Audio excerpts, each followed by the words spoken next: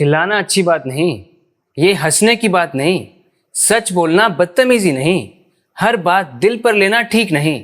इन सबको इंग्लिश में कैसे कहते हैं इस वीडियो में आप सीखने वाले हैं। इस तरह के सेंटेंसेस को, ऐसे स्ट्रक्चर वाले जो सेंटेंसेस होते हैं, इनको आप इंग्लिश में कैसे एक्सप्रेस कर सकते हैं इस वीडियो में सीखने वाले हैं। वीडियो को एंड तक जरूर देखो, आपको काफी कुछ सीखने के लिए मिलेगा, आपकी प्रैक्टिस होगी। मैं हिंदी के सेंटेंस बोलूंगा, आप इंग्लिश बोलना, जैसे मैं हिंदी बोलता हूँ सुनकर इंग्लिश बोलना। इससे आपकी प्रैक्टिस होगी, आपका अभ्यास होगा। बिना प्रैक्टिस के कुछ नहीं है दोस्तों। तो फिर मैं सेंटेंसेस बोलता हूँ और शुरू करते हैं। Let's start. घबराना बुरी बात नहीं, तो इंग्लिश में बोलो it's okay to feel nervous. It's okay to feel nervous. जब भी आपको ऐसा कहना ना, ये बुरा नहीं है, वो बुरा नहीं है, ये तो नॉर्मल है, ये तो होता है, कोई दिक्कत नहीं है, तो आप बोलो it's okay. It's okay to do something. It's okay to feel nervous, यानी नर्वस फील होना ओके है, कोई दिक्कत की बात नहीं इसमें, ये तो होता है, it's natural to feel nervous. Okay, it's okay to feel nervous कि वहाँ जाना कोई बुरी बात नहीं, it's okay to go there. कभी कभी जंक फूड खाना बुरी बात नहीं, it's okay to eat junk food once in a while. So मतलब ये करना बुरी बात नहीं, तो बोलो it's okay to do something. कितना सिंपल, बिल्कुल सिंपल ही होता है, लेकिन आपको याद नहीं आता ना वो, तो मैं आपको याद दिला रहा हूँ। It's okay to feel nervous. या फिर being nervous isn't a bad thing. Being nervous isn't a bad thing. Nervous हो जाना बुरा नहीं होता है। चिल्लाना अच्छी बात नहीं, बताओ कैसे कहेंगे। वीडियो पॉज कर करके आप बताते रहना, इससे पहले मैं बताऊं, आपकी प्रैक्टिस होगी इससे। तो इंग्लिश में बोलो it's not okay to yell. अभी मैंने बोला it's okay to do something, तो अगर वो अच्छी बात नहीं है तो बोल दो it's not okay to do something. It's not okay to yell. Yell करना ओके नहीं है, we shouldn't yell at people. Raising your voice is inappropriate, तो ये वर्ड यूज करना शुरू कर दो। मुझे पता है ये वर्ड आपको पता तो है, लेकिन आप यूज कहाँ करते हो बोलने में। बोलने में यूज करो। जब भी आपको कहना है कि ये सही नहीं है, अनुचित है, ये उचित नहीं है, तो बोलो अप्रोप्रिएट नहीं है, इनअप्रोप्रिएट है। Raising your voice isn't appropriate. Raising your voice is appropriate. अपनी आवाज को रेज करना, yelling is not appropriate. Yelling at people is not appropriate. Okay, it's not appropriate. It's not okay to yell. वहां जाना खतरे की बात नहीं, सही है वहां जाना तो। It's not risky to go there, मतलब आपको क्या करना है, नॉर्मली क्या करना होता है, इट लगाना है। इट इज प्लस एडजेक्टिव जो भी वो है, इट से शुरू करना है। It's not risky to go there, वहां जाना रिस्की नहीं है। It's safe to go there, वहां जाना सेफ है। It's okay to go there, it's safe to go there, it's not risky to go there. उसे हराना बच्चों का खेल नहीं।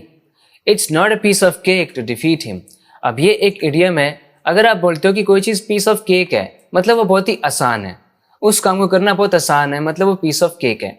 इंग्लिश में आप उसको it's a walk in the park भी बोल सकते हैं। It's not a walk in the park to defeat him. जैसे पार्क में वॉक करना आसान होता है, केक का पीस कितना मुलायम, सॉफ्ट, छोटा सा, नाजुक सा होता है, तो आसान काम को आप बोलो piece of cake. It's not a piece of cake to defeat him. Beating him is not child's play. तो आप ये भी यूज कर सकते हो, ये एक फिक्स्ड एक्सप्रेशन है, child's play. When something is child's play, it's super easy, it's simple. So beating him is not child's play. ये हंसने की बात नहीं, it's not something to laugh at. ये कोई ऐसी चीज नहीं है जिस पर आप हंसोगे। laugh के साथ at preposition आती है ना, तो यहाँ भी आ गई। it's not something to laugh at. it's not something to, ये कोई घूरने की चीज नहीं कि आप इसको घूरो। it's not something to stare at. ठीक है, मैं कोई ऐसा आदमी नहीं हूँ जिस पर आप चिल्लाओ। I'm not someone to shout at, to yell at, इस तरह। It's not something to laugh at. अब एक फिक्स्ड एक्सप्रेशन है, this is no laughing matter. ये नो लाफिंग मैटर, जब आप कहते हो कि something is no laughing matter, मतलब वो सीरियस है, उसको सीरियसली लो, वो हंसने की बात नहीं है। This is no laughing matter. ये रोने की बात नहीं, अब बोलेंगे it's not something to cry over. It's not something to cry over. तो ओवर का मतलब जब इस तरह हम करते हैं तो इसका मतलब होता है बिकॉज ऑफ, मतलब ये कोई ऐसी चीज नहीं है जिसकी वजह से आप रोओगे। It's not something to cry over, cry at नहीं, क्राई ओवर। ये कोई ऐसी चीज नहीं है जिसमें बहस करो, बहस करने की कोई बात नहीं है। क्या बोलेंगे, it's not something to argue over. It's not something to argue over, रोने की कोई बात नहीं। It's not something to cry over, ठीक है। या it's not worth crying over, कि ये तो वर्थ ही नहीं है इस बात के कि रोया जाए। It's not worth crying over. ये सोचने की बात नहीं, it's not worth thinking about, इसके बारे में तो सोचना ही बेकार है। It's not worth thinking about. अगर आपको बोलना है ना कि कोई चीज कुछ करने लायक है, तो आपको वर्थ के बाद सीधा ही आईएनजी यूज करना है। जैसे जैसे जब आप बोलते हो कि कोई चीज़ खरीदने लायक है तो आप बोलोगे इट इज़ वर्थ बाइंग। अगर वो बेचने लायक है तो इट इज़ वर्थ सेलिंग। अगर कोई फिल्म देखने लायक है तो आप बोलोगे इट इज़ वर्थ वॉचिंग। मतलब वर्थ के बाद आईएनजी यूज़ करना है आपको। So it's not worth thinking about. कोई चीज़ है उसमें क्या सोचना, और थिंक के साथ जो प्रेपोजिशन है वो उसके साथ ही रहेगी। अबाउट है अबाउट आ गई, एट थी एट आ गई, ओवर थी ओवर आ गई। प्रेपोजिशन को वर्ब के साथ रखना है। परेशान होना गलत नहीं, परेशान होना तो लाजमी है, जस्टिफाइड है ना। It's okay to be worried, it's okay to be worried. It's natural to be concerned, concerned होना नेचुरल है। तो आप कभी कभी कंसर्न्ड का यूज करो। You know the words. A lot of times you know the words. You just don't use them. You need to use them. You need to move words from your passive vocabulary to active vocabulary. Unless you do that, there's no benefit of knowing a word.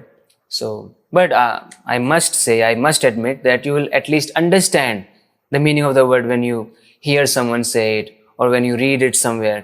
But if you can move it from your passive to active vocabulary and be able to use it in your speaking actively, it's going to be great. It's going to be fantastic, isn't it? So it's natural to be concerned. Concerned होना तो natural है. Here's the next one. माफ करना बेवकूफ़ी नहीं। माफ करना बेवकूफ़ी थोड़ी है भाई, माफ तो कर देना चाहिए। We should forgive people. It's not foolish to forgive. It's not foolish to forgive. मुझे कहना है कि माफ करना तो समझदारी का काम है। I'll say it's wise to forgive. It's wise to forgive. It's not foolish to forgive. जिम्मेदारी से भागना ठीक नहीं। Now there is a word in English which exactly means this. It's not okay to shirk your responsibilities. This is the word that I'm talking about, that I was talking about. Shirk. Shirk. When you shirk something, it means you decide not to do it even though you should do it because it's technically your responsibility. You don't do it because you're lazy, you don't want to do it, or you're just lazy. So it's not okay to shirk your responsibility. अपने responsibilities को shark करना मतलब उनको हटा देना, उनकी परवाह ना करना, नॉट ओके। दूसरों को दोष देना ठीक नहीं। It's not okay to blame others. दूसरों को ब्लेम करना ओके नहीं है। It's not okay to blame others. Blaming others is unfair. ये करना अनफेयर है। It's not fair to blame others. Always blaming others is unfair. It's not okay to blame others. देर से समझ आना शर्म की बात नहीं। किसी किसी को बातें देर में समझ में आती है, no problem. Everybody has a different catching power. Some people learn fast, some take time, so don't worry too much. देर से समझ आना शर्म की बात नहीं। It's not shameful to understand something late. It's not shameful. It means it's nothing to be ashamed of. You shouldn't be ashamed of yourself if you learn something slowly. It's not your fault, it's not your mistake. But not trying to learn anything is definitely something to be ashamed of, I guess. It's okay to grasp things late. कि चीज़ों को late grasp करना okay है, कोई दिक्कत नहीं है इसमें। अच्छा, अमेरिकन लोग इसको ग्रैस्प बोलते हैं और ब्रिटिश इंग्लिश में इसको ग्रास्प प्रोनाउंस किया जाता है। Grasp. It's okay to grasp things late. It's okay to grasp things late. Grasp मतलब समझ जाना किसी चीज़ को, to understand something instantly. So it's okay to grasp things late. हर बात पर शक करना ठीक नहीं। It's not right to doubt everything. It's not okay to doubt everything. अच्छा, इसमें लोग कॉमन एरर करते हैं। कई बार मैंने देख लिया मेरे स्टूडेंट्स को कि वो यहाँ पर ऑन रख देते हैं। फिर मैं हमेशा बताता हूँ कि डाउट के बाद ऑन यूज़ नहीं करना। जब आप उसको एक वर्ब की तरह यूज़ कर रहे हो, यू डाउट समथिंग, ना कि डाउट ऑन समथिंग। मुझ पर शक मत करो। बताओ, मैं हिंदी बोलता हूँ, आप इंग्लिश बोलो। मुझ पर शक मत करो, क्या होगा? अगर आपने बोला डोंट डाउट ऑन मी तो गलत है। डोंट डाउट मी ये सही है। Don't doubt me. उसने मुझ पर शक कर लिया, बताओ। He doubted me, he doubted on me नहीं। आपको उस पर शक नहीं करना चाहिए था, बताओ। You should not have doubted him, ना कि डाउटेड ऑन हिम। अगर आपने ये बोला तो ब्रिलियंट, यू डूइंग वेल। देखो, you shouldn't be suspicious of everything. हर चीज के प्रति आपको सस्पिशियस नहीं होना चाहिए। हर चीज को शक की निगाह से नहीं देखना चाहिए। You shouldn't be suspicious of everything. सच बोलना बदतमीजी नहीं। It's not rude to speak the truth. Telling the truth isn't impolite. Impolite थोड़ी होता है। It's not impolite to tell the truth. It's not rude to speak the truth. हर बात को दिल पर लेना ठीक नहीं। तो बोलो, it's not sensible to take everything to heart. ये सेंसिबल नहीं है, ये सही बात नहीं है। It's not justified, it's not right, it's not okay, it's not appropriate, it's not good, it's not wise to take everything to heart. हर एक चीज दिल पे ले लेना, मतलब it's not right to get offended by every little thing, so it isn't sensible to take everything to heart. हर बात का जवाब देना जरूरी नहीं, हर बात का जवाब दोगे, लड़ोगे, भिड़ोगे, हर बात का जवाब देना जरूरी नहीं। It's not essential to respond to everything. हर एक चीज पर रिस्पॉन्ड करना एसेंशियल नहीं है। कभी कभी इंपॉर्टेंट की जगह एसेंशियल लगा दो, नेसेसरी लगा दो, क्रूशियल लगा दो, you sound better this way, you know. तो use a variety of words. It's not essential to respond to everything. याद रखना है, रिस्पॉन्ड के बाद आपको टू यूज करना है। It's okay to not reply to everything. Reply के बाद भी टू यूज करना है। ये भी मैं देखता हूँ कि कई बार लोग इसको गलत कर देते हैं। जैसे मैं सेंटेंस बोलता हूँ हिंदी में, इंग्लिश बताओ, उसने मेरे मैसेज का जवाब नहीं दिया। He did not reply to my message. Reply my message गलत हो जाता, reply to my message. उसने मेरा जवाब नहीं दिया, बताओ। He didn't reply to me. बिना to के बोलोगे गलत हो जाएगा। He didn't reply to me. Reply intransitive verb है, इसके बाद to जरूरी है। He didn't reply to me. to चाहिए। बीते हुए पलों को पकड़ कर रखना ठीक नहीं। Some people hold on to their past moments, yes, and they dwell on the past. They keep worrying about what happened in the past. They don't let go of past. It's not right to hold on to the past moments. Past moments को पकड़ के रखना, उन्हीं के बारे में सोचते रहना, चिंता करते रहना, it's not wise.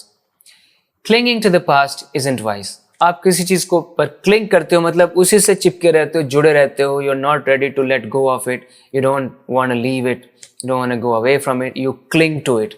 Like small children cling to their mothers when they are scared. So clinging to the past isn't wise.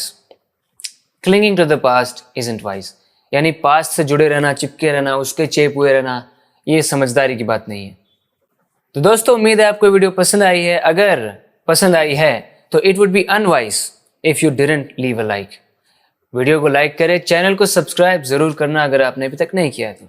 बात करते हैं अगले वीडियो लेसन में। टिल देन टेक केयर, अपना ध्यान रखें, बाय।